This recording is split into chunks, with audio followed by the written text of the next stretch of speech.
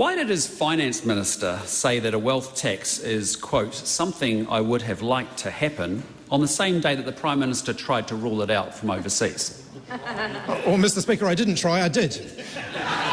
Is it normal for the Minister of Finance and the Minister of Revenue to publicly back major tax changes that the Prime Minister has tried to rule out, or is it that just how things work in his cabinet today? Mr. Speaker, I did rule it out. Which tax policy does his Minister of Finance and his Minister of Revenue support? The one he's trying to run on, or the one that the Greens are? Mr. Speaker, the one Cabinet agreed. Why is it that if you ask 3 Labor ministers on what the tax policy is, you get 3 different answers? Mr. Speaker, I reject that. Why did he tell New Zealanders he wouldn't introduce any new taxes and then had public officials spend 9 months working on them? Mr. Speaker, as I've indicated before, my decision to rule those out happened before the budget, and I stand by that decision. How can New Zealanders take his new commitments on tax seriously when he didn't uphold his old ones? Mr. Speaker, I utterly reject that. Oh, okay. Can the Prime Minister just give us one example of an improved outcome, a result for New Zealanders that has come from his government spending 34% more money adjusted for inflation in the time it's been in office? Mr. Speaker, thousands of people are getting better access to healthcare under this government.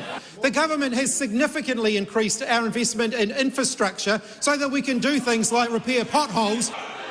What does he say to someone like Bhavana Patel of Jyoti's Dairy in the Mount Roskill electorate, who was bashed with a hammer while trying to make an honest living, when the Prime Minister of the country doesn't even know the difference between a crime in the Crimes Act and an aggravating factor in the Sentencing Act? What does he say to her?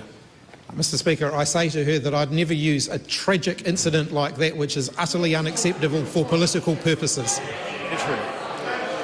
Can he understand why victims like Mrs. Patel, who I spoke to just last week, might be angry that someone who's overseen a 122% increase in serious assaults causing injury over 5 years decides to introduce tougher penalties only 88 days from an election, but still can't get the most basic details right? Who is cynical about crime and politics now?